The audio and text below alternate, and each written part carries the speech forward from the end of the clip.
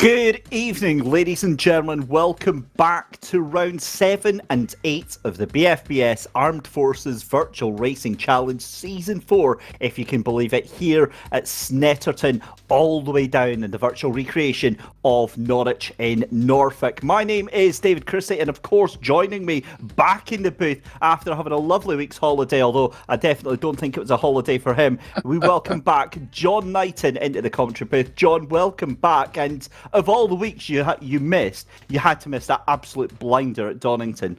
It really was, Dave. Good evening to you, and good evening to you watching wherever you are around the world tonight. So it was a great night. I have to say, brilliant commentary from yourself and Alex last week.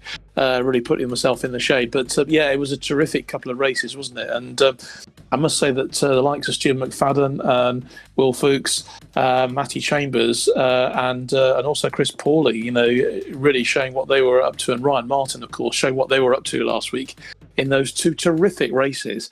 It was packed with incident, wasn't it? I think we packed as much incident into those two races as we've had in the previous four. Brilliant stuff, really was. It certainly was. There's a reminder of the calendar. We're rapidly approaching the halfway point. We head off to Knockhill next week even. And I'm very, very happy to that. Absolutely no biasness whatsoever. Just talking back to race 5 and race 6 last week, there's Stu McFadden taking the win in that first race after Ryan Martin cruelly denied an awful, awkward incident with a back marker on that final lap. Will Fox taking the win in that second race. And that means that the championship standings are just absolutely wild. As you can see there, Ryan Martin in the lead with 541 points, your championship leader ahead of Chris Pawley, but rapidly ascending is Stu McFadden in that second place, 447 points, just 3 points ahead of Adam Barron, and then another 4 points ahead of Tom Stevens. James King in 6th, Chris Boland in 7th, Paul Hayhoe in 8th, Matty Chambers in 9th, and Will Fox taking that win last week down in 10th position. But honestly, that is such a close fight for 2nd, 3rd and 4th. You're seeing here Royal Air Force, and I think, John, at this point in the season, given the sheer volume of numbers entering, this should be a fairly given affair for the Royal Air Force. Yeah, I mean, they've really started off the way they mean to go on, but they do have a huge number of entries in the championship this year. And, they're all doing so well, aren't they? And they've really adapted well to these Toyota GR86 Cup cars this year, which are looking really, really good on the track. They certainly are, and a whole heap of fun as we cross to qualifying. A huge thank you, as always, to our commercial partners, to the British Forces Broadcasting Service, to Splunk. We will have a lot more to talk about that tonight. Really, really excited. Finally, we get to stick our teeth into the data and analytics provided by Splunk, and to racecarradios.co.uk as well for providing all of the communications here tonight. So, let's talk a little bit, John, about Snetterton, a track that I'm very familiar with, a track that I've raced in real life, and it is just a crazy mix of long, high-speed straights and tight, twisty turns. But in these GR86s, I think we are going to have some spectacular racing here tonight. Yeah, we certainly are. I mean, I've been to Snetterton a few times just to actually cover events and see races taking place. Never actually done what you've done. Of course, that's driven them, but it's a great little circuit, isn't it? 1.952 miles long, and those two huge straights, the Senna Straight, obviously for the start finish, and the Bentley Straight as well on the far side of the circuit. And then you've got, as you say, this interlocking at least 3 hairpin bends, or 2 hairpin bends anyway, with some real opportunities for overtaking and sort of getting into the getting into the back bumper of the car in front of you. And I think we're going to see quite a lot of that tonight, particularly on some of these twisty corners. Yeah, it does actually bring up a little bit of an awesome point. We do have a fantastic video that we're going to be chatting to Dan Hardwick from Splunk to go over all the data and the analytics, and it gives us a perfect example of how important the tow can be in these cars, but even more how having a superior driving ability and behaviour behind the wheel, in terms of throttle input, in terms of brake input, really does make all the difference in these cars. One of the other things, John, that we've noticed throughout the season with these GR86s, and we'll notice all the way through qualifying, we see Ryan Martin at the top of the timing screens.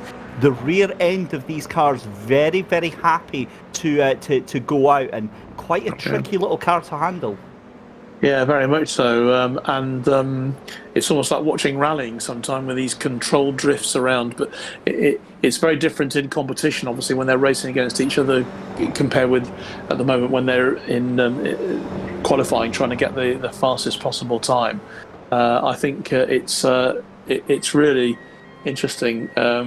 But these cars are set up so differently, aren't they, from what we saw last year with the Porsches and the year before with the Mazdas. So different. They absolutely are, and I think these actually share maybe a little bit in common with the MX-5 Cup car in terms of the enjoyability factor of driving these things, because they look wild, and certainly the drifting looks pretty spectacular, but they're actually a fairly forgiving car and very, very enjoyable experience nonetheless. But more about that as qualifying goes on. Ryan Martin ahead of Will Fox, Stu McFadden up in P3, Tom Stevens in P4. You've got then Pauly in P5 and Bolins in P6 with Ollie Waynes and Banks in 8th position. Just looking through that top 10 right now, and again with all the traffic that we've got here at Snetterton, of course it's the full 300 layout here, John. How important is it going to be to either get a clear bit of track, do you think, or do you want to be in the toe of somebody else and try and get that little boost? Yeah, I think very important. I mean, I think it's important in all of the races, isn't it, to have, particularly in the first race, obviously pole position, we'd obviously spin the wheel at the end of the first race to decide the grid positions for second. But we're just seeing the same names, aren't we? Ryan Martin up there once again. And Stu McFadden as well with Fuchs as well, Will Fuchs as well, and Chris Pauly. These are the people who are already beginning to make their mark in the championship, and they seem to be the people who have really made the transition best into the new cars. And the way it's looking tonight in qualifying, difficult to see things going to be very different. I'm still looking forward to seeing some of the people who we're keeping a close eye on last year. Ollie Wayne, for example, and Craig Durrant, Chris Slater, Michael Clough as well. Cloughie, he had his moments last year, didn't he? But so far, we've not seen the best of them. And as the race has gone, this is the ideal circuit for them to make a bit of a challenge this time. And one of the things that we've seen through the course of the season as well here, John, is the fact that all of the field is so tightly bunched together, whether it's the top 5, top 10, or even outside that top 10. All of the places matter just as much for all of these drivers here, as we're watching Ward just heading through the bomb hole just now. Also, another thing I want to bring to your attention actually is we've got to say a big hello to Adam Barron, who is actually watching us rather than taking part in qualifying tonight with some incidents that happened last time out at the previous race at Donington. It must be a very strange feeling, and this is exactly what he said, is that it's such a bizarre feeling watching qualifying rather than actually taking part in it, and I guess mentally preparing yourself as well for the race, because this is also some important seat time for these drivers. It is, yeah. Adam, good evening to you. Shame we're not seeing you in action tonight, because you've already been making a big contribution this year to the championship, but hopefully you'll be back before too long. And I mean, I'm really looking forward to seeing some of Dan's data collection at half time, because that's going to be fascinating to see, how the drivers are really reacting in these early stages of the new season. And we're actually going to see some lap analysis as well, I think, as well, aren't we, Dave? So that's going to be really, really fun at half time. It certainly is, and we got a sneak peek of some of the data that comes through thanks to Splunk, and yeah, it is awesome, the amount of granular detail that you can go down into. Just to clarify as well about Adam Barron, he is, from what I understand, still going to be taking part in the race. It's just he's having to start at the back of the grid and is ineligible to qualify tonight. So I believe he is going to take part in our races tonight, but it's just that he's not taking part in the qualifying. But 4 minutes left to go here. Ryan Martin now, that is a comfortable lead at the front of the field there, 0.4 of a second, near enough half a second there, John. And Stu McFadden, we've normally seen more than a little bit closer here. However, we did see that pole position getting snatched on the last lap by Martin earlier on last week. Yeah, I mean, I'll take your word for it. Obviously, I didn't see that last week, but yeah, he's got a great chance. And apologies to Adam. I assumed he wasn't actually. He was watching, but starting from the pit lane, presumably in the first race tonight. But he'll be keeping a very close eye on how the cars, I'm sure, are dipping around this circuit and making the most of what he can see and maybe the data he's collecting at the moment. But yeah, I'm looking forward to this race very much indeed tonight, Dave, because as you say, we're approaching the halfway stage in the season now, so a lot of these drivers are really beginning to bed themselves down. And it's so important as well, given that we are coming up to that halfway point. The points really, really do start to matter at this stage. You want to have good, consistent finishes here, and especially at a track like this, especially where there's a lot of heavy braking zones here at Snetterton, getting a good finish is going to be absolutely crucial. I can see a lot of tears before bedtime at the likes of Agostini and late braking heroes into the hairpin at Montreal as well. Thankfully, I don't think we're going to see any bravery going into Brundle, into Nelson, but again, just as from what I've noticed, and to explain to our viewers at home, what we've seen with the GR86s is that these tyres seem to warm up very, very quickly, and the cars get more slidey and more slippery as the 15-minute race goes on. And then towards the 10 minutes, that's when it seems to really, really pick up. And if the drivers have been overly aggressive, fighting a little bit too hard, then you're going to start seeing some cars slipping and sliding about towards the end of the race here. But again, we'll keep an eye on track temperatures. But John, 2.5 minutes left to go here in qualifying. Ryan Martin still got that half a second lead over Will Fox and Stu McFadden down there in third position. Going on to the start of this race here, how important is that run down to turn one going to be? Do you want to try and make the move, or do you think you're just going to wait and see how this race actually develops? Well, there's plenty of overtaking space, isn't there, on this track? So I don't think there's any need to be making a move too early. The only thing is, of course, that when you do have that lead, you can watch the scraps going on behind you and actually enjoy it. We've seen that several times already, where the lead drivers have really been able to sort of get ahead and really allow the cars behind them to be jockeying for position. So, pole position is really important here, really important on this track, because you're off down the centre straight. It's not a huge run to riches, is it, at the first turn? And then you've got another nice long run down to Montreal and that first hairpin, which could cause mayhem later. And then obviously the Bentley straight on the far side of the circuit as well is another opportunity going down towards Brundle. So there's obviously lots of overtaking opportunity, but the drivers, because they're getting more and more used to the cars, the tyres, I'm sure they're going to be quite sensible in this first run. Well, we'll wait with bated breath on that one. Sensible is not a word that I thought we'd ever be using this season here with BFBS Afvrc in Season 4. But the one word I definitely would use is respectful, despite the, some of the significant incidents that we have had through the first couple of races. It has been very, very obvious that none of them have been intentional. There's been a lot of respect, a lot of hands getting thrown up and apologies getting given. And it's fantastic to see that in such a closely fought championship, John. It is, yeah, and mutual respect. It doesn't matter whether it's the virtual racing or racing for real. You've got to have respect on the circuit for your fellow driver. Otherwise, what can happen if you don't have that. And this is great training, isn't it? Obviously for what's to come in real life, because the Armed Forces Challenge will be going to Snetterton later on in the season. So this is just brilliant training for them. Obviously on the 300 track as well. So As you can see, then heading down now the centre straight. Not too long to go now in qualifying. In fact, some of the cars are bringing themselves into the pits now at the end of qualifying. We've now reached the end, and I wonder whether Martin Brundle's watching this evening. If you are, good evening to you, Martin. Obviously, they've been so busy with F1 over there in the Middle East that, but you know, there is a bend named after him, and he's probably back home in not too far from here this evening. So, good evening to you, Martin, if you are watching, and you know that our Forces drivers are really loving it here.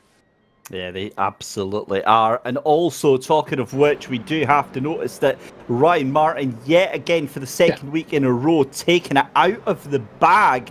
A bigger lap, a better lap that last lap round there, doing a 2:06.382, now taking that gap up to 0.7 of a second. So Ryan Martin provisionally on pole position. I haven't seen any stunning laps going in the past 5 minutes. That is very, very wide. I think that was Dan Hardwick coming out of the final corner there. That is almost certainly going to be a 1X, and pretty much destroyed that lap there. In fact, that was Liam Waterhouse going across the line. So it is Ryan Martin, Will Fox, Stu McFadden and Tom Stevens. That's your top four just now. We'll get a grid up very, very shortly. Luke Arpino, we see into that top 10 as well, John. Is there any names in that that top 10 that stand out to you, or is that it's kind of who we've seen all season? Yeah, as I mentioned, Ollie waned earlier on, and I expect Ollie to produce something very, very soon. You mentioned Luke Arpino. Good to see him. He was actually floating around the course a little bit earlier on. I watched him in practice, so he obviously got to grips with it a bit now. And yeah, Chris Pauly as well. I mean, he's there or thereabouts, isn't he? So we've got some of the usual suspects who are going to make an impact tonight. I think, well, Ryan Martin, very, very, very strong, isn't he? He's looking really good, top of the championship, and he looks like he's going to have pole position here as well. But he's got a couple of drivers who are hard on his tail in Fuchs and McFadden, so that's going to be very interesting as well. And Tom Stevens too. Looks like he's sort of sneaking into fourth spot there. So, yeah, it's going to be an interesting grid when we get going. And we're not long to wait now. Yeah, certainly is. So final cars just coming through the final couple of corners now as well. Dan Hardwick there, we saw a little look at his car.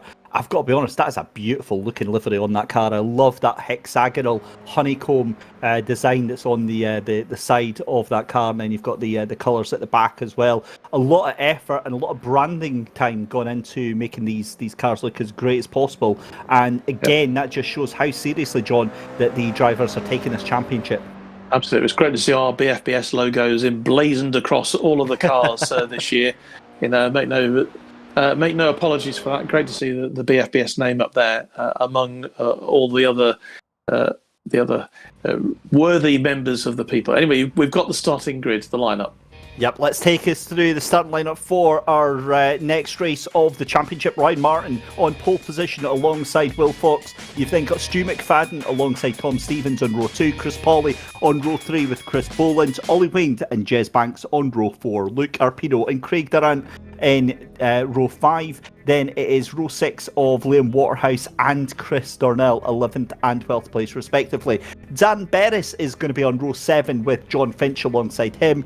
And then in 15th position, Chris Slater alongside Stu Etic, Adam Waters with Rhys Bowes, Michael Clough and Ryan Abbott, Ben Weston and Lyndon Noble on row 11, Steve Ward and Dan Hardwick on row 12, and then at the back of the grid, 25th, 26th and 27th, Glenn Griffin, James King and Adam Barron. That is how the grid line up here. We've got our pace car is going to be at the front. We'll get a full pace lap here at Snetterton, John.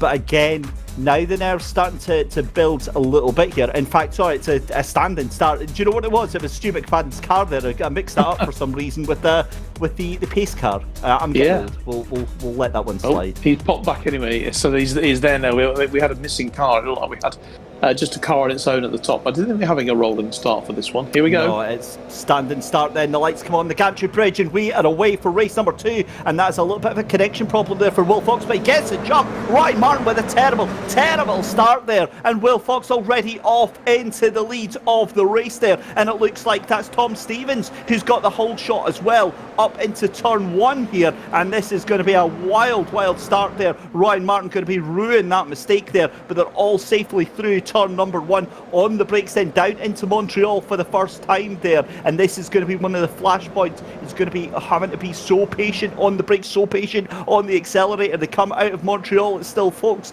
from Martin, from McFadden, Tom Stevens in there as well, Chris Pauly up there. You've got Ollie Wayne trying to defend from Craig Dunn here as well. Brilliant start to the race here, and for the most part the first couple of corners have went very well here, John. Yeah, it did. Great start from Will Fox.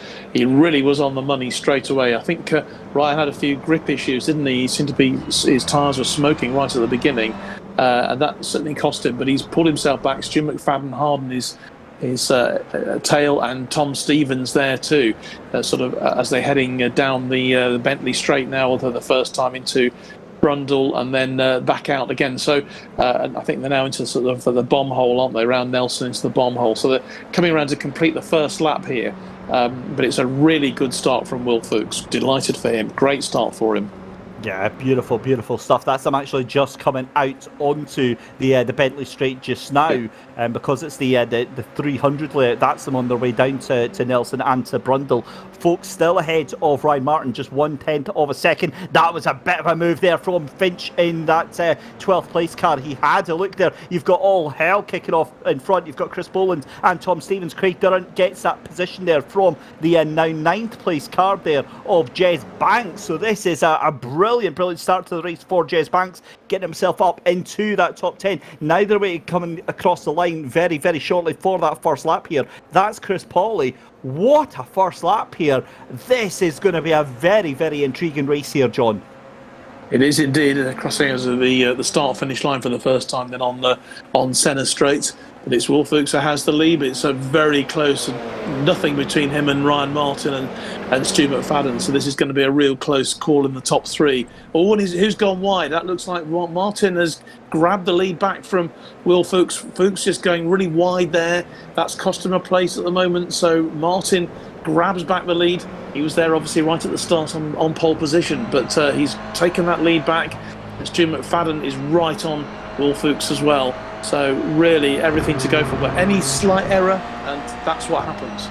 Yeah, that's exactly what happens. If they go wide, you're going to have several cars that are looking to be very opportunistic. McFadden has a little look to the outside there of Fox. Not going to happen there. Fox's intermittent connection issues, I think, is going to be something that the drivers around is going to have to watch. Cluffy has had a problem. He's dropped down from 23rd position. He's now down in 26 right now. We're watching James King fight out with Abbott as well as we switch back up to this battle for 13th and 12th position. That is Finch just up ahead of Chris Slater. Slater fires it up the inside. Beautiful move there. We've got a car off on the inside. That's Jez Banks. He was up into 8th position. I was singing his praises, and that is a car that is well and truly off into the barrier on the inside there, as you've got another fight behind there. That's Chris Darnell trying to get involved in this as well. This is getting very sketchy indeed here, and wow, this is thrill-a-minute stuff here at Snetterton, John. It really is, and Chris Slater giving it his very best at the moment, and pulling himself up to 11th place now. Really going for it. And who's that? Sorry, that was Adam Waters that just decided that he's not even going to bother turning at Nelson, just goes straight off into the barrier. Exit stage left, I believe. Absolutely, yeah. Perhaps maybe his chances of winning the race are probably just about gone. But look how the field is stretching itself out now, Dave. You know, there's a lot of space between the top drivers and those in that second and third bunch. So a lot of points to play for here. Certainly is. I tell you what else I'm noticing here. Adam Barron, 15th position already after starting right at the back of the grid. Let's have a look then. What happened to Jez Banks? We saw the car pointing off at the inside there. Oh, and he's just made a mistake and been caught by one of the cars there. Thankfully, didn't actually hit into the barriers there. so easy to do. The thing is that that car behind has absolutely nowhere to go there, John. That's right, yeah. And you mentioned Adam Barron. He's really working his way through the field now. He's under a second behind Etok there in 14th place. So he's working his way up and doing really well. But it's Ryan Martin now. He's only 0.3 of a second ahead of Will Fuchs and Stu McFadden, hard on his tail, just half a second. So it's really, really close at the top there as well, keeping an eye on that, with the battles going on further down the field. Just as exciting. Going into Hamilton now, watching Liam Waterhouse in 10th place, looking to get himself up out of the top 10. But he's not far behind Ollie Wayne in 9th place. So there's opportunity there for him too. There certainly is, but he's caught between a rock and a hard place at the moment because he's just behind Ollie Waynes and Liam Waterhouse. What has happened to our 8th place car there? Because that is Griffin. Durrant.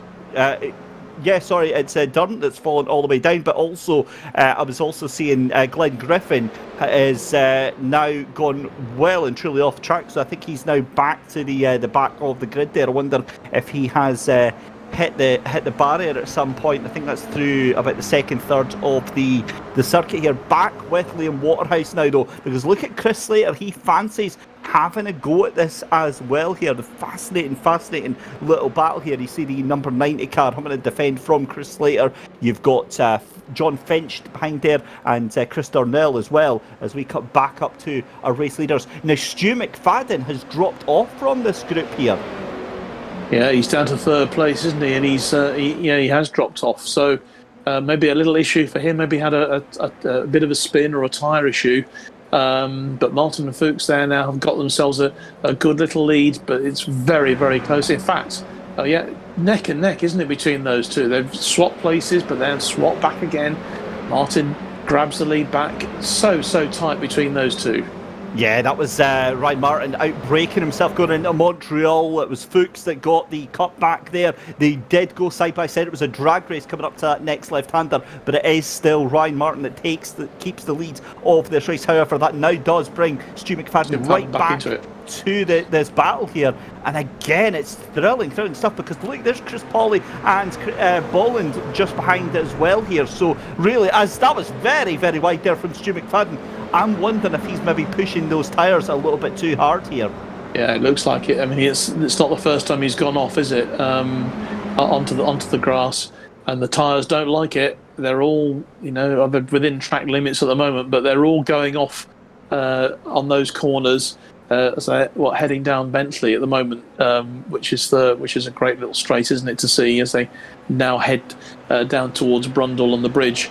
And it's Martin, Fuchs, McFadden is right back with them, although he's just over half a second now behind the leader. So these three are pulling themselves away, and interesting. Chris Pauly is still in there. He's just under 3 seconds behind the leader as well. So he's not out of this, but those three really look like they're dominating this race at the moment. They absolutely are. 3 seconds ahead of Pauly and Boland right now. So it'll be interesting to see if they can knuckle down and get themselves back into this fight here. I definitely don't think it's impossible, because the way that they're fighting Martin, Fuchs and McFadden, I think they're tripping themselves up. We see Ben Weston getting overtaken by Slater just up in front. That's going to be a move surely in that final corner. Thinks better of it, and I think that's a good move there down into Murray's.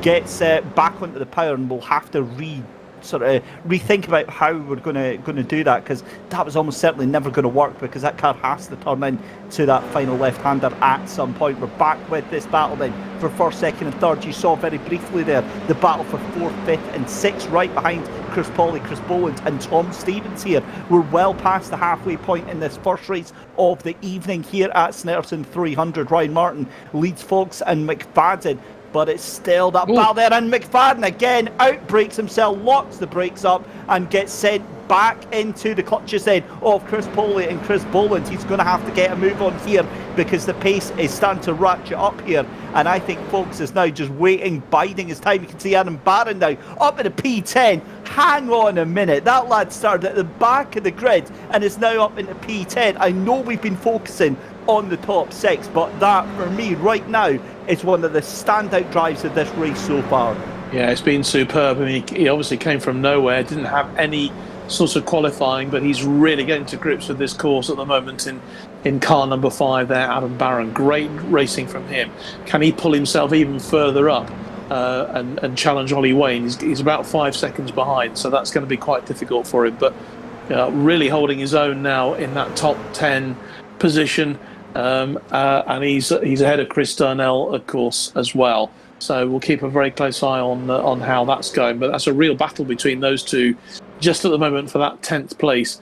And it's great to see that they're challenging. You know, the drivers are challenging for these places further down the field, just as much as if they were right at the top. But look at that. Martin and Fuchs, again, there's literally nothing between them. Stu McFadden now trailing by 2 seconds, trying to get himself back into that. And Chris Pawley as well. They're in 4th place with Boland in 5th and Stevens in 6th. Coming around to complete another lap now as they head down this wonderful centre straight towards Riches at the bottom of that straight. And who's going? Bit of a challenge here. Stewie Tock there, just looking for a way through from 14th, taking on James King there in 13th place. Back with Stewie Tock there. That's, again, all over the course, Dave. There are like battles going on there for places.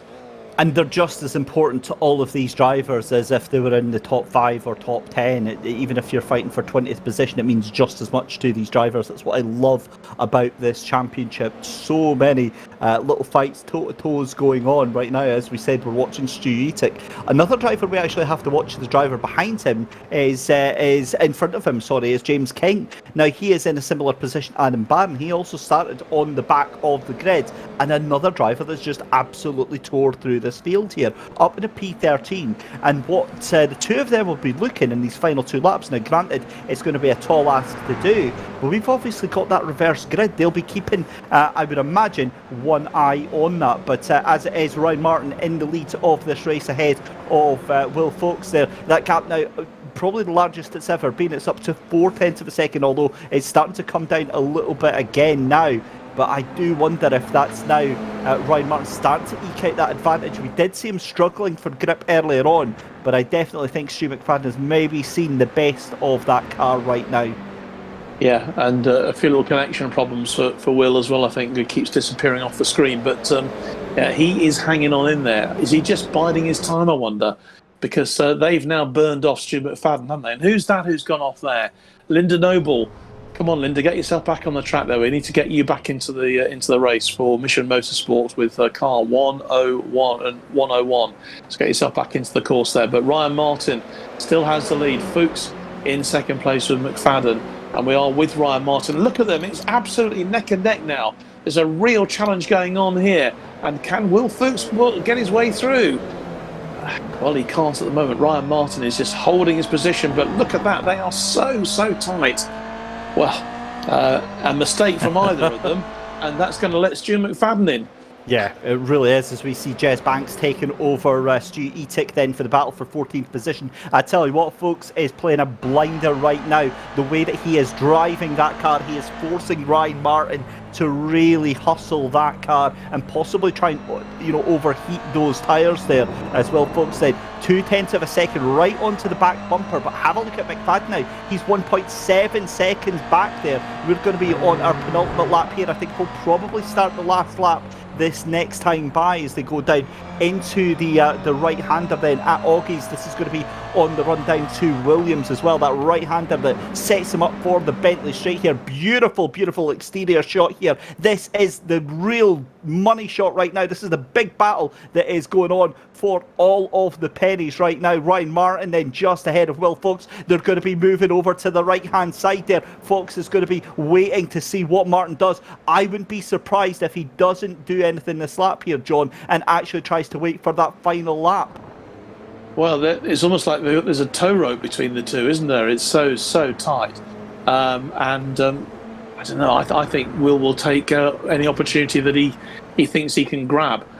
These cars are obviously so well matched with each other, but they really have dominated the race. It's been absolutely brilliant driving from both of them. John Finch just making his way up there, currently in 12th place, challenging Chris Darnell and Chris Darnell, and that battle for the top is just as exciting, isn't it? Ryan Martin still holding the lead on Will Fuchs, and there he is in second place.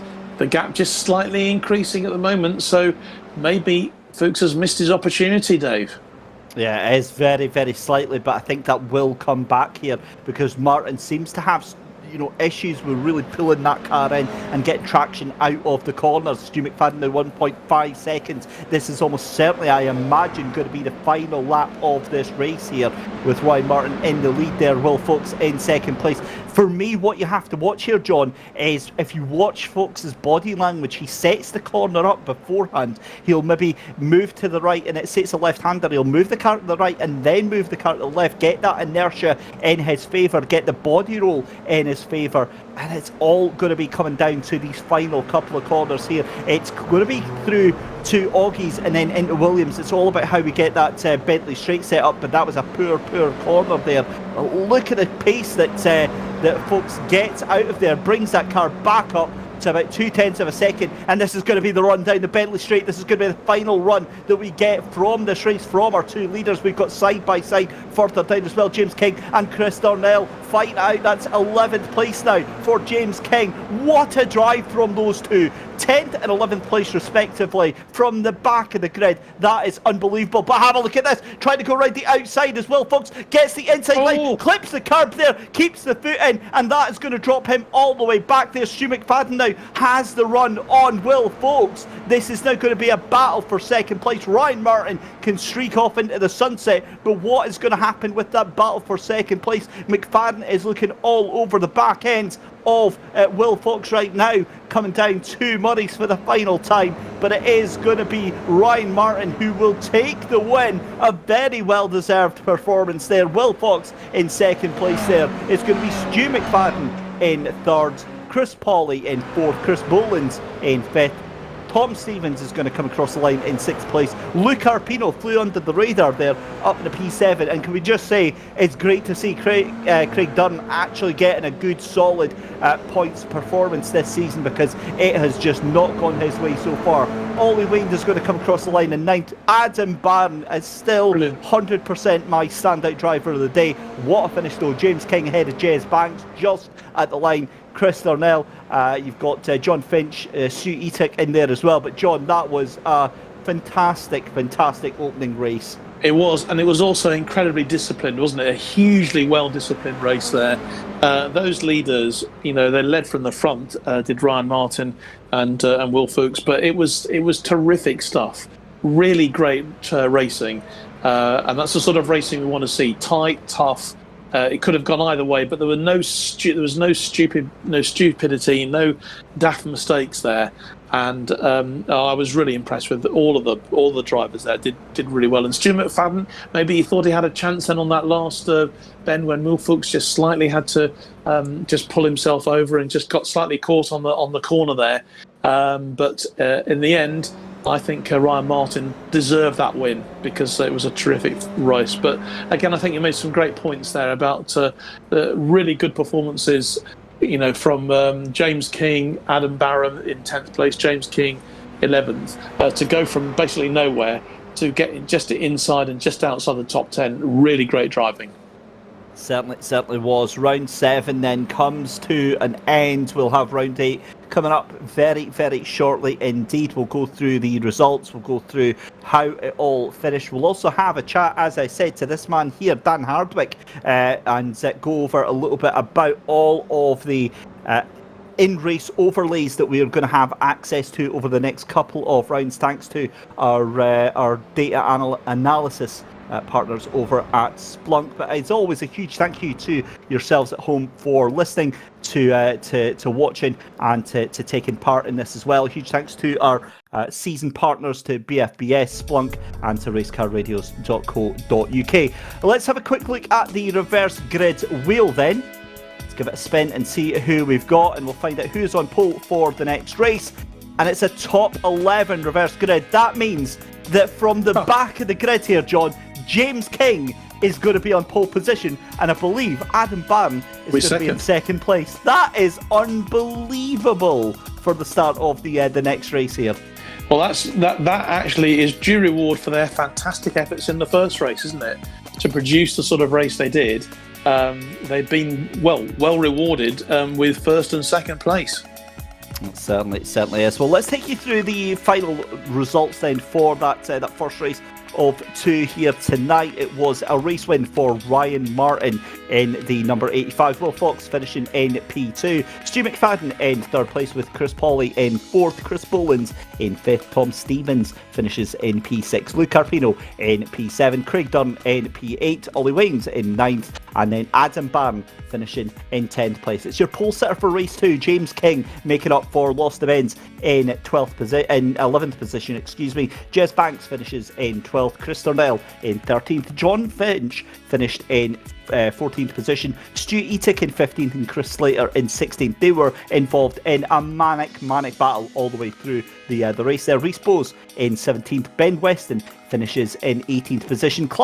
Michael Clough finishes in 19th. Dan Berris in 20th position. Ryan Abbott is in 21st. Lindsay Noble in 22nd. Adam Waters in 23rd. And then Steve Ward finishing a lap down. Glenn Griffin finishing 2 laps down. And Liam Waterhouse, after that earlier incident, finishing 6 laps down. So, as you said, very, very few retirements from the race there, John, and a very, very respectable and very respectful set of laps there. Definitely.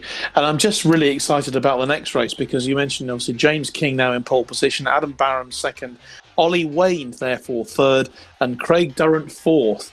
That is such an incredible opportunity for all of those drivers, if they can make good starts, to really get some really important points into race 8. So that's worked out really, in a way, it's worked out really nice, isn't it, to have such a big reversal. I think it's the biggest reversal we've had so far on the grids for this season. So opportunity knocks for them. Certainly as well. We did promise you a little bit of a special interview this evening, and we have got Dan Hardwick in to have a chat with the amazing overlays that we've got coming this season from our data analysis partners over at Splunk. And Dan, a very good evening. That was a wild race. Yeah, so I did get a lot of practice. I started practicing tonight about 7:30. About 7 o'clock tonight, my pedals were in bed. So yeah, it's not been a great race, but I was happy to get into the 211s for a little bit and just be fairly consistent. I did get a little helping hand from Linda a couple of times, but we'll have a look at that later. Yeah, it was a good race. I enjoyed it. It's fine. Just, a helping hand is always a good thing. But obviously, we've got you in here, Dan, to talk about the new data that we can overlay on the races. Just tell us a little bit about the partnership between the BFBS Afvrc and Splunk. Yeah, we came on board with Splunk about a year ago, 6 months ago, and they wanted to work with. They've got a defence contract with Splunk. We wanted to work with us to see how we can develop a motorsports element and see how that can be fed into Splunk and give us some meaningful insights. Obviously, with iRacing, the data is very much it's quite insular in that you can see some information when you're viewing the race, like as broadcasters, but the rest of it is very much down to the PCs that are running the data themselves, running the game. So with Splunk, we can feed it out to this third-party website. We can do the data analysis on it, which I've been working on with the guys from Splunk over the last kind of few weeks. I start looking into that. The lap traces to help improve drivers is kind of a start point for where we need to be, but also bringing in some of that really interesting data, like looking at 0 to 60 times, looking at input percentages and how driving styles differ, and how I'm about 4 seconds, 5 seconds a lap off of Ryan. Well, what I want to be able to do is look at Ryan's data, look at my data, and align them and see how that is happening. See why that Ryan is so much quicker, and I just can't get anywhere near him. But hopefully the data should tell me that. And I've been looking at it myself. Interestingly, I know I used to do this, and I thought I'd got rid of it, but I accelerate early, which means I have to back off on the exit of corners, and you can clearly see that in the data traces that I'm accelerating, backing off, accelerating, which is just slowing me down. And down the straights, I'm just losing so much time. and that's kind of where we want to be with this data to do that, is to help train the slower cars and bring us all up to speed. Yeah, it is such a crucial part of the modern, not just sim racer, but real life racers toolbox, as well as data analysis, learning what you're looking for. And we're watching a video on screen showing exactly that between yourself and James King, watching the input average between the two drivers. And you can quite clearly see that you've got more time, more percentage on that throttle. You can also clearly see the crossover point. You can also see where you're coasting. You've got more time on the coasting, less time, significantly less time braking as well. So again, data like that, absolutely invaluable for drivers. Maybe not so much this in terms of being able to analyze a crash in terms of the speed at the impact, the amount of time that it costs you. But again, all these sorts of bits of information not only help you as a driver, but for us, it's able to provide a much more immersive experience for our viewers at home. I hope so, yeah, and we're going to continue to develop those stats and see where we can pull the information in. Interesting one with that, with myself and James doing that lap there. James was on the brake a lot more than I am, and but he's a lot quicker. He was 2.5 seconds quicker on that particular lap. Mainly because he's using the brake to turn the car, which is a more advanced driving technique. You can use that brake pedal to put the weight on the nose and let the back end come around a little bit. That's great if you've got a really you've got a slightly more expensive wheel and you can control that kind of jitteriness. I'm not comfortable with that jitteriness, so that's something I need to learn. Hopefully, once this season kind of rolls on and we get this system working, what's next really is to roll it out to the live track cars. AFRC starts just before the end of this series, so hopefully we're going to get some data loggers into the BMWs and into the MSA cars to be able to feed that data. I was going to say, Dan, the benefits of this you can transfer across to the real thing.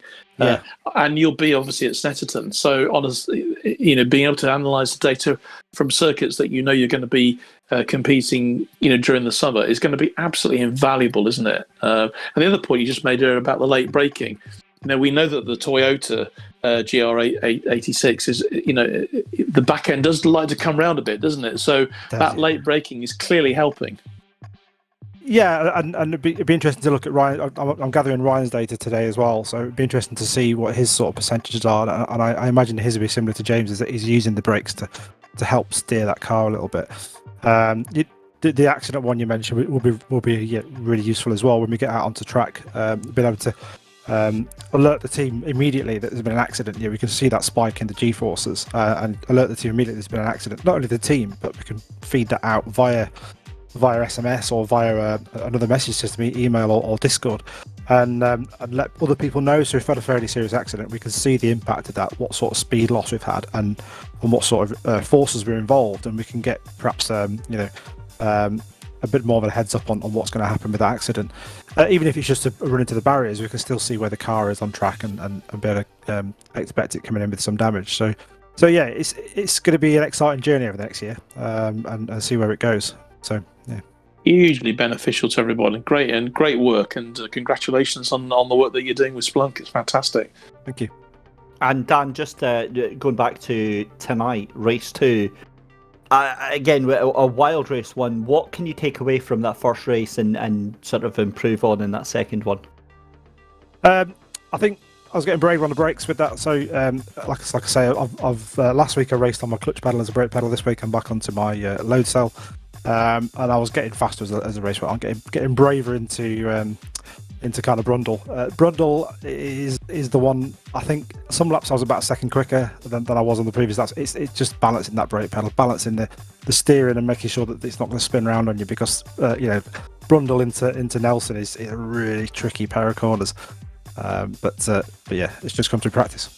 Excellent stuff. Well, listen, Dan, thank you so much for coming and having a chat with us this evening. Best of luck for race 2, and thanks for bringing on board Splunk and bringing them on board with the BFBS AFVRC. Cheers. See you later. There we go then. Fascinating, John, to hear from Dan about the insights that data analysis can bring to the drivers, and also how as you pointed out, it'll be able to almost seamlessly cross over to the data that they provide from real life. Well, I think that is so important, isn't it? Data is just into everything at the moment. Right from Formula One downwards, data analysis. And if they can use this, all the drivers can use this. It's going to benefit them throughout the course of the season when we get into their real cars, and it's really exciting. It's such an exciting development, and it just goes to show why not only this racing is really important in its own right, as we've seen over the last couple of years. Obviously, during lockdown, it came into its own, but now we're seeing the benefits that this can bring when the guys get into their own cars, and that is, I think that is a huge step forward, massively significant move in bringing almost like the sim racing into the world of real motor racing as well. Yeah, for sure. Well, as you can see there, we're just a couple of minutes away from our next race. We're going to take a short break, and when we come back, we'll have race 2.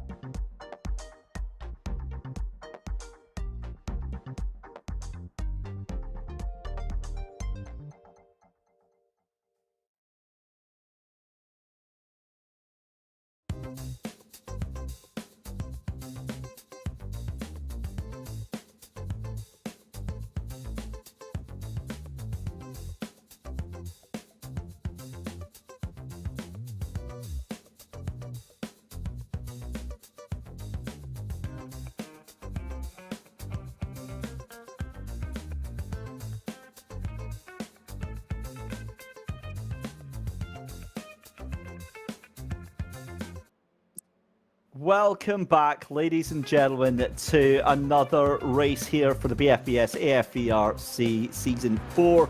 We're all rested, ready to go. We've calmed down after race 7. It's time for race 8 here at Snetterton 300. David Christie and John Knight in here with you on the live coverage. Huge thank you, as always, to Mike Yao from SimSport Solutions for the awesome camera work behind the scenes. But the big talking point then is obviously that top 11 reverse grid here, John, and a lot is going to happen in this next session. In fact, we don't even have time to talk about it, as now that does look slightly different from what I thought was going to happen in the reverse grid there, but either way, Chris Slater now shown as taking pole position, Chris Darnell in second, Stu McFadden in third, Chris Pawley in fourth, Ben Weston in 5th, Tom Stevens in 6th, and that'll change. There we go, that's better. James King in pole position then, Adam Barron in 2nd. That is much more like it, and order is restored. Ollie Waynes and Craig Dunn in 4th and 3rd position, Luke Arpino and Tom Stevens in 5th and 6th, Chris Boland and Chris Pawley in 7th and 8th, Stuart McFadden and Will Folks in 9th and 10th, Ryan Martin and Jez Banks in 11th and 12th, and we are going to have to get a move on.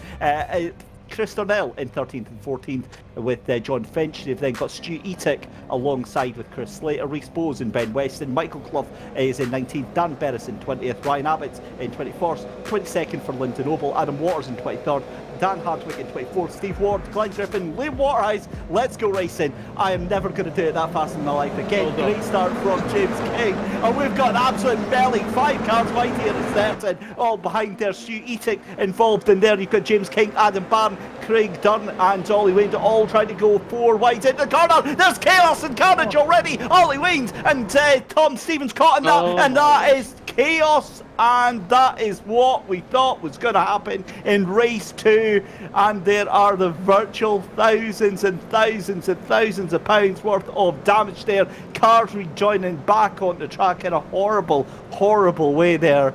And I don't. Let's see a replay, please. I don't think there's enough eye bleach in the world, John, for what we have just witnessed there.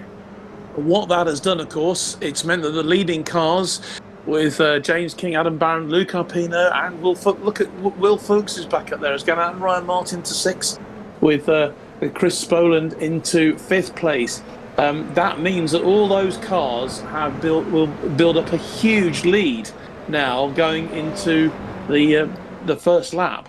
And all this, I think there's a lot of damage to tyres and bodywork, and I think there's going to be a lot of people who not quite sure what sort of car they've got to run. But the people at the top, James King, Adam Barron, what an opportunity they have now to make some great points in the championship. Yeah, this is going to be a big leveler for sure. We saw Craig Dunn there. His season of bad luck just absolutely continues as his Toyota GR86 converted to a that's a huge moment for Adam Barron coming out of the Brundle there. Huge clip off the curb that unsettles the car. Very easy to do, and that drops him down into P7. That is not the last car we are going to see doing that for sure. And I was just a way to joke there that Craig Dunn, his car being turned into a Reliant Robin there, because it's pretty much 3 wheels left on that thing. The suspension absolutely goosed. But back up at the 20th position, Stu McFadden, but losing out on that lap 1, Glenn Griffin, Dan Hardwick, Jez Bank, Craig Dunn and Chris Darnell all outside of the top 20 there. But well, that was a wild one. I tell you, who has gained is Ryan Martin. He has, Ryan Martin and Will Folks as well. And but Luke Arpino, Will is now up to 2nd place. That's a brilliant bit of work from him, because he must have started from 10th on the grid, so he must have avoided all that melee at the beginning. But Stu McFadden clearly didn't. I mean, it all started, didn't it, with a little skid across there, a couple of skids. Looked like Craig Durrant might have been right at the centre of it. Yeah, he was the epicenter of all of that, unfortunately, and completely unwittingly. The car was just, cold tires and things like that. But yeah, that is some hard damage here. What I want to see is there's a car that reversed back onto track as well, and right into the path of several cars.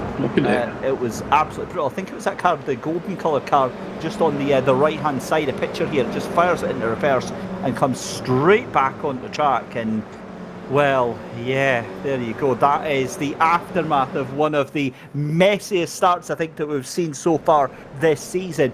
But thankfully, in fact, here you go. There's that car just reversing right back onto track there. I think stewards are definitely going to have something to say on that for sure. And thankfully, didn't actually really cause all too much issues there. However, back to the action then. It's still James King. I can't believe James King leading this race then, ahead of Will Foulkes, then Ryan Martin, Chris Boland getting caught on the jump there. Luke Arpino fires it up the inside. That was a poor corner there, and this is going to be coming onto the Bentley straight here. As in fact, no, it's not. That's Coram. Sorry, that was down the bomb hole. So Chris Boland in between a rock and a hard place there. Luke Arpino up into P4. You've got Chris Pauly also fancying getting past here, as well as we have a look at Chris Slater down in 9th position there. Oh, and that's a big lock up coming into Murray's. Oh. My goodness me, Dan Berris sent it over the curbs there. I'd be very interested to see if there's any of that car left. It's just you cannot take your eyes off this, but brilliant. And look at Adam Barron, Michael Clough as well up there into the top 10, and Chris Slater, Ollie Wayne as well into the top 10. Darren Berris 11th. These are all people that we haven't really been able to speak too much about so far in the championship. That melee at the beginning has really opened this race up. But James King, there he is leading with Will Foulkes and Ryan Martin, the familiar faces of the championship so far. They've worked their way right up from 10th and 11th on the grid to get themselves up there into the top 3 so far, with Luke Arpino in 4th place. So some great quality driving from those Change from for those the lead men. there, John. Change for the lead. Will Foulkes takes the lead from James King then by 1/10 of a second. King trying to get that cut back here. Moves to the inside there, fires it down the inside. Brave move there from James King. Wild stuff. And have a look at Ryan Martin. He's got the whole shot now. Ryan Martin from 3rd place is now taking the lead of the races down through the Bentley Straight. What can Will Foulkes do? We have got ding ding round number 2. This is exactly what we saw on race 1 earlier on. They're going to be dragged straight through this Bentley Street here on the brakes into this left-hander. Have a look at Will Foulkes here. He cuts out. Ryan Martin tries to get the cut back there. What a performance here. That was brilliant stuff there. I've got to say, hats off to James King. That was a great move there. Very, very brave, but just couldn't get that car stopped in time there, John. Well, that was fantastic, wasn't it, as they go around the bomb hole down towards Coram and then onto Murray's. But yeah, fantastic. And that just goes to show, I mean, how much pace these cars have got on the centre straight there. That opportunity to get past. Really brilliant stuff there from Will Foulkes. And then, again, I think both of these two, in fact, James King, there he goes. He literally goes for the inside lane, loses the traction, and he allows Ryan Martin and Will Foulkes through to retake those positions. So Will still leading. He's got 0.3 of a second lead over Ryan at the moment. This is great stuff. And Craig Pauly now making a move up to 4th place from Luke Arpino as well. But it's settled down a bit in the middle of the grid there, isn't it now, with Adam Barron, Michael Clough, Chris Slater and Darren Berris in the top 10, Ollie Wayne just outside, and Linda Noble into 13th place as well. So Linda going well in this second race, which is great. Yeah, proper touring car stuff here at Snetterton. Chris Pauly ahead of another 2 cars here. Let's have a look at what has happened to Steve Ward. This is coming down into Agostini, and it just slides out. That's not the only time we'll see that car. Again, going back to what I said just before our first race, the tail end of these GR86 is very, very happy to slide about, very flamboyant, and will throw itself out at any given opportunity. Usually fairly straightforward to catch it, but every once in a while, it will just sort of be beyond your reach there. As we've got off in the background as well, let's cut to another replay here as Liam Waterhouse. Oh, that's a very, very awkward moment there, because he just got clipped there from a car that was trying to, I think that was down into Coram there, trying to get past, couldn't do it, weaved over the left-hand side and just clipped poor Liam Waterhouse out of the way. I think that might have been Finch and Waters that were involved in that one here, as we're still seeing Dan Berris ahead of Ollie Wayne. But 7 minutes left to go in this race here. Up into fifth position, you've got Chris Boland and Luke Arpino, and Arpino's off. That's coming through Brundle, and Arpino dropping all the way down there, facing the barrier, and that is disastrous for young Luke Arpino. You hate to see it, and he's going to have to wait to get back on that track. He might just he's got a problem. I think he's got a puncture. I think he has a puncture. That left front wheel not looking very, very happy indeed. That car looking kind of done and dusted there. Oh yeah, you can see that car is absolutely broken. He's turning to the left and the wheel pointing to the right, so that thing is absolutely done. Let's get a replay of what happened here. In fact, this is earlier on then. This is Linda Noble coming into Agostini. A little bit too much power there. Back in. And again, it's not the last time we're going to see that, because the rear end of that thing just does not like, taking too much speed into these corners. It just washes out and there's no grip. Well, she's lost her tail end as well. I think Linda's race as well. I'm sorry I put the curse of death on her there, didn't I, by saying how well she was doing. But it just goes to show, one little slip like that and you can it cost you. But our leaders are still up there and really showing their class at the moment. Will and Ryan and James King and Chris Pawley as well, doing really, really well. There's a bit of a gap, isn't there, I think? Oh no! Oh no! Oh, that's a big hit. Was that Dan Berris that got caught up in that one? But that's a huge hit into the barriers there. And yeah, you're a spectator at that point there, John. That's a horrible, horrible incident. Yeah, not a lot you can say about that, but Darren Berris, well, if it was Darren Berris that he ran into, then Darren is still going pretty well, because he is up to the 9th place now. That is a hard hit. So who did he run into? Yeah, the barrier played its part there, didn't it, as well. So, but Darren Berris still going, he's 9th place and challenging there, he's challenging Chris Slater at the moment. So Darren's having a really good run here, as is Ollie Wayne, who's just behind him. This is a real battle, isn't it, to keep those top 10 places and keep going. But just don't know where to look on this race. It's just non-stop everywhere. You've got to have eyes everywhere. Yeah, I feel really bad circuit. for our broadcast producer Mike Yao tonight, because the action has been coming in thick and fast. And it's just been a case of having a dart between here, there and everywhere. And that is the battle for 8th position. This, though, is Jez Banks fighting off Ward just behind him again with another battle there. Oh, that's almost a little bit of contact into turn 1 there. Dan Berris onto the back of Slater there, coming down into that second corner into Montreal here. Fascinating battle here for P8 right now. And as you said, it's a case of, you don't know where to look, and I'd imagine it's the same for these drivers as well, because for the likes of Dan Berris here, he's caught in between a rock and a hard place. He wants to try and take that position from Slater, but he's got Ollie Wayne, who's looking very, very hungry up there as well. Yeah, he's got him gnawing away at his back end, and that can't be a lot of fun, to be fair. But it's great racing, though. This is what sports car racing is all about, isn't it? Touring car racing. This is just brilliant. And I'm heading into Hamilton. There's just nothing between these guys, absolutely nothing at all. Will Fuchs just building up a little bit of a lead on Ryan Martin. He's now half a second. It's just increased slightly. And James King is 5 seconds as well behind the lead. So those two just pulling away a little bit. And again, if you look at how well they did in the first race, they are cementing their positions at the top of the championship, Dave, as we speak.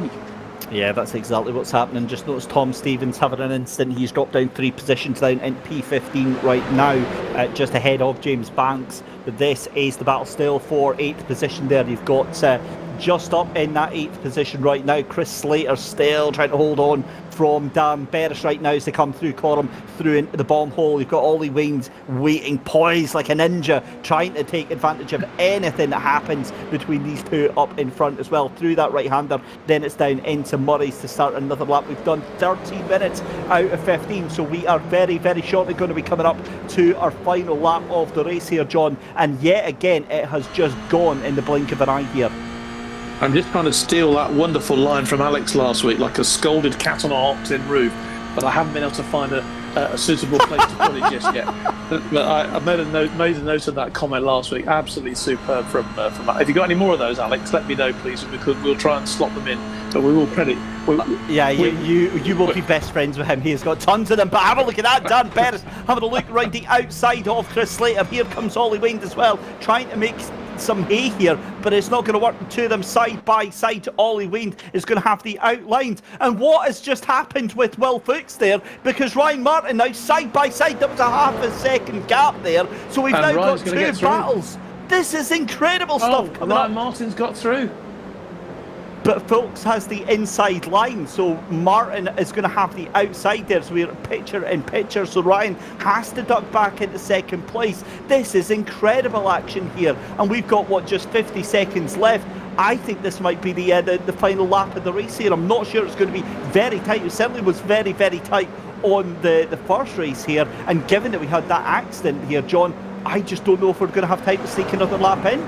Well, it's brilliant disciplined driving again from these two. They were superb in the first race, and they are showing that discipline again. This is brilliant driving.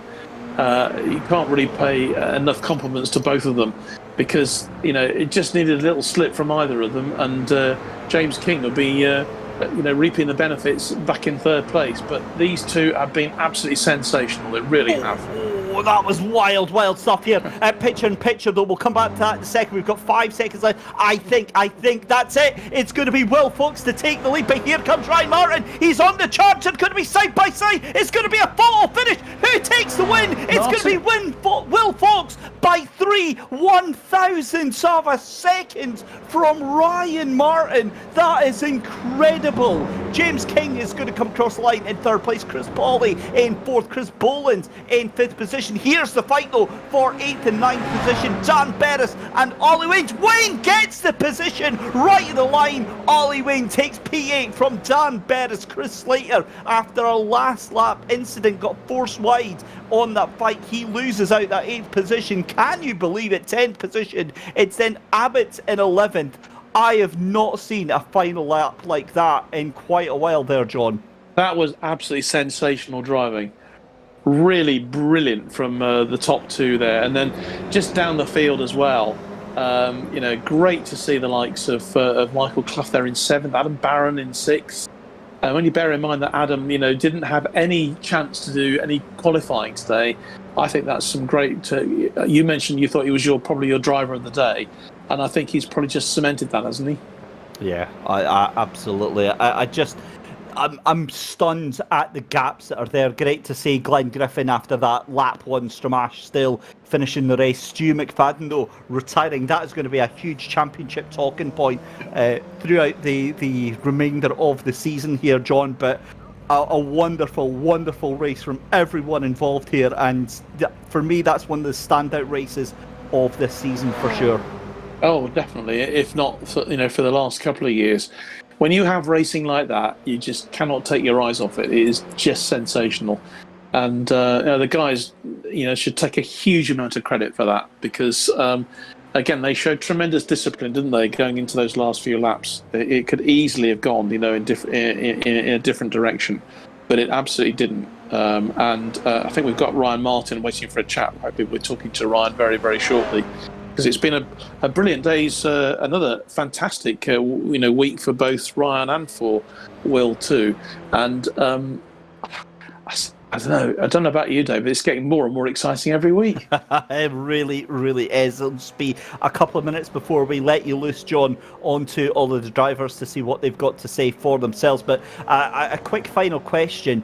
Coming out of Murray's for the final time, how much do you think in real life Ryan Martin was jumping up and down in his virtual cockpit trying to get some traction out of that virtual GR86? We will have to ask him that very question, won't we? So stand by for that one, Ryan. I know that you're standing by for a chat, but no.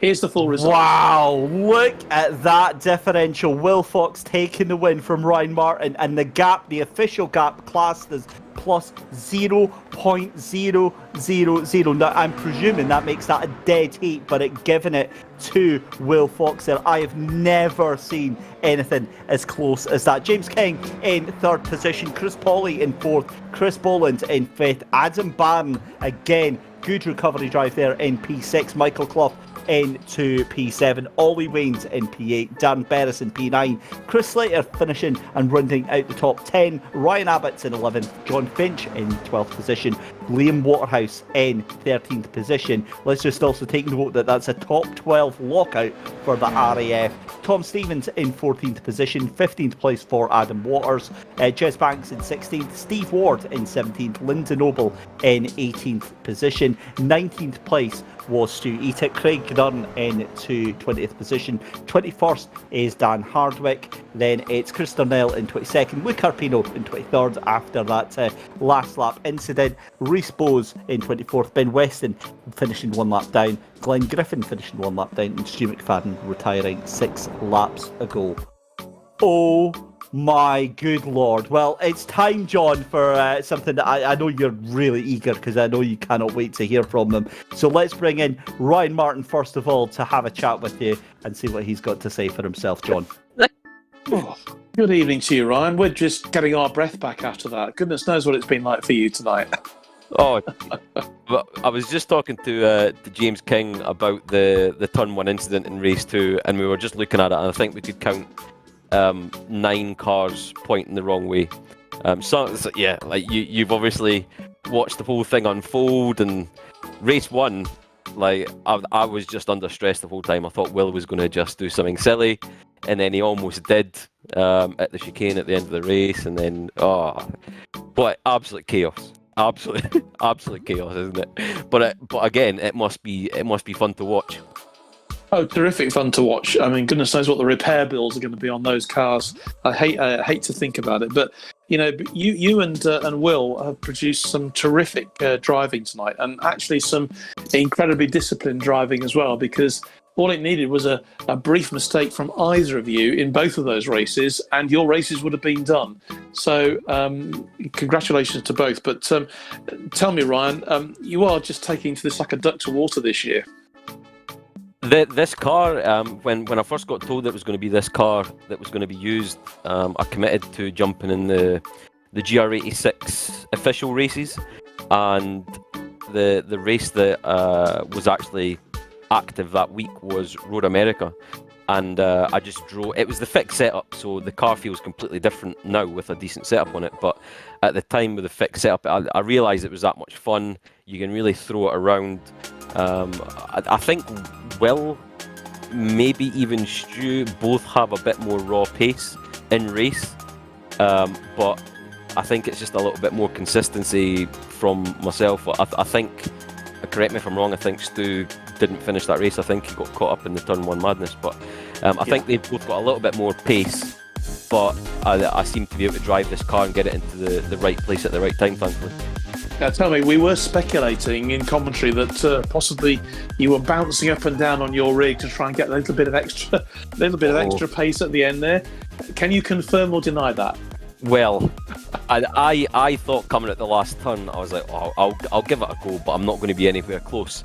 And then I've looked at it, and I think it's 3 more frames, and I would have been in P1 crossing the line. I needed 3 more frames to get ahead. So yeah, I was using the side draft. That's a thing in iRacing that you can actually draft at the side of cars as well.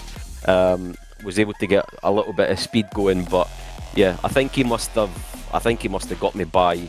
Well, what are the results? He beat me by.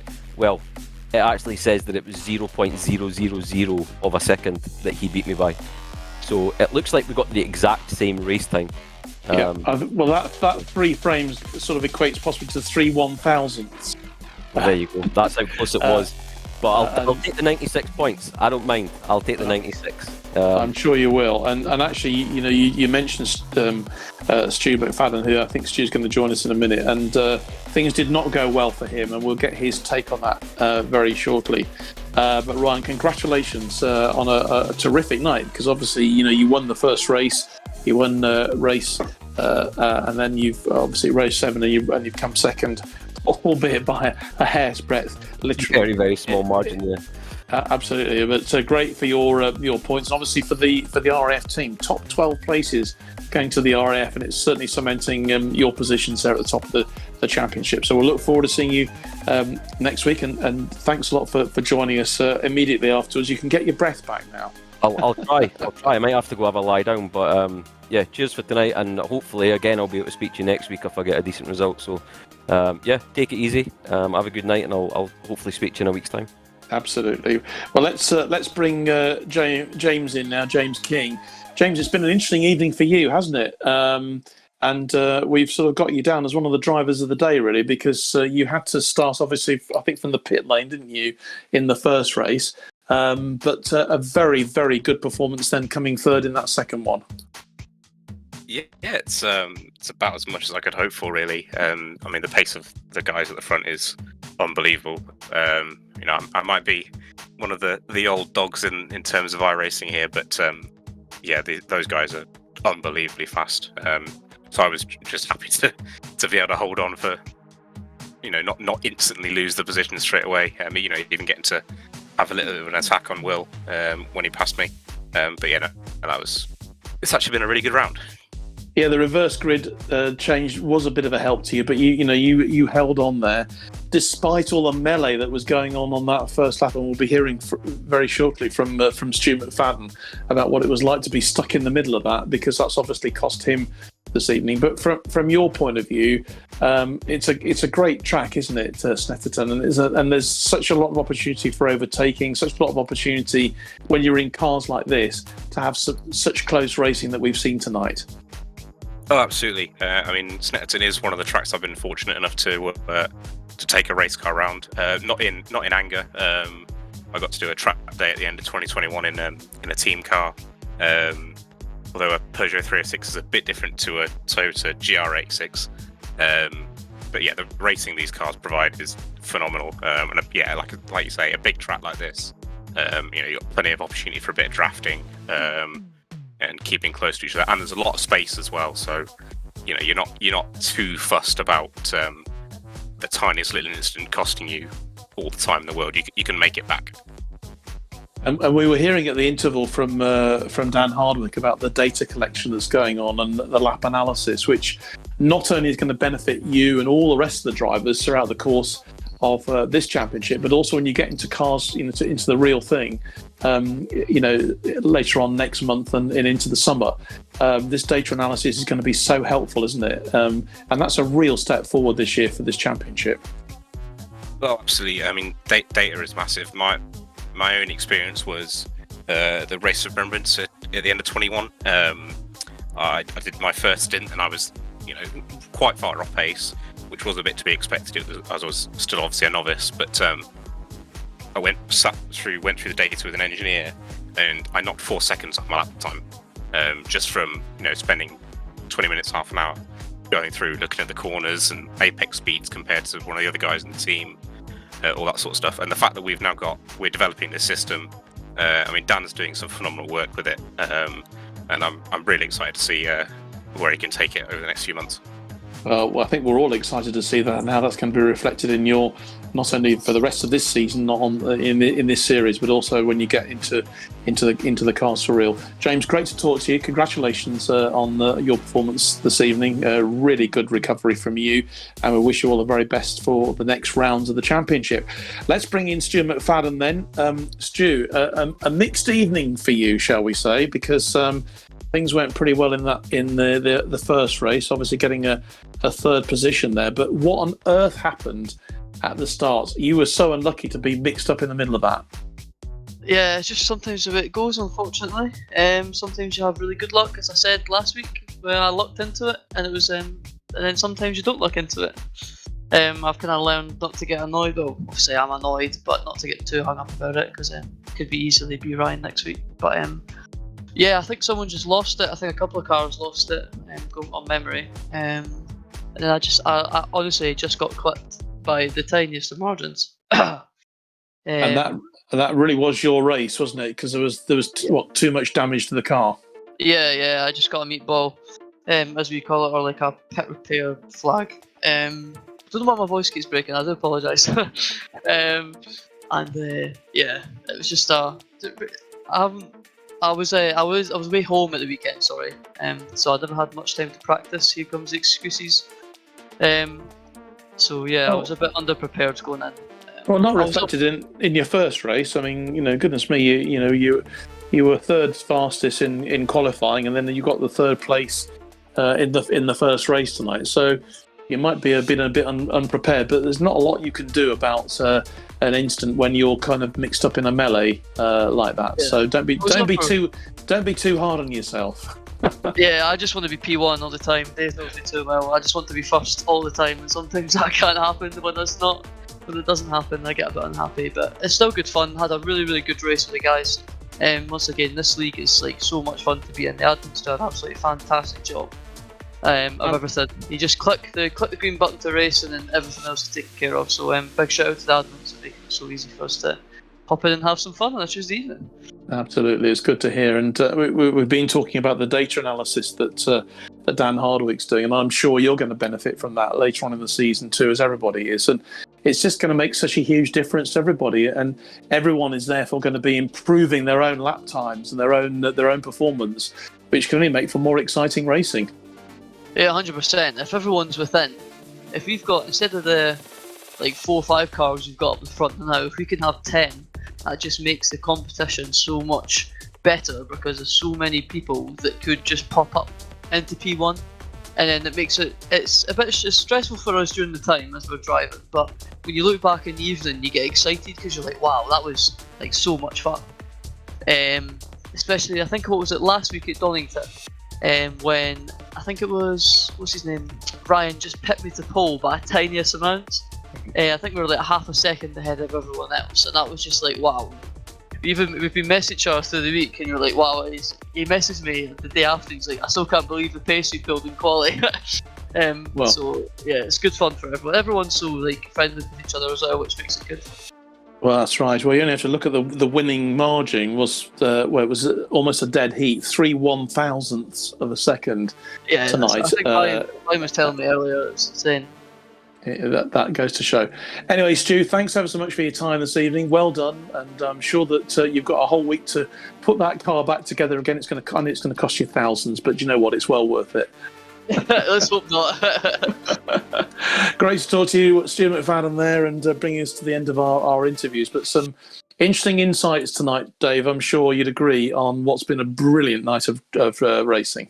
Oh, absolutely. It's fantastic. That's when you know you've got a good thing here, John, when you've got that absolute melee in race one and still drivers are coming going, yeah, it's fine. It's fine. Absolutely, roll on to the next one. Instead of what I've normally seen is them throwing their toys out the pram and having a complete huff.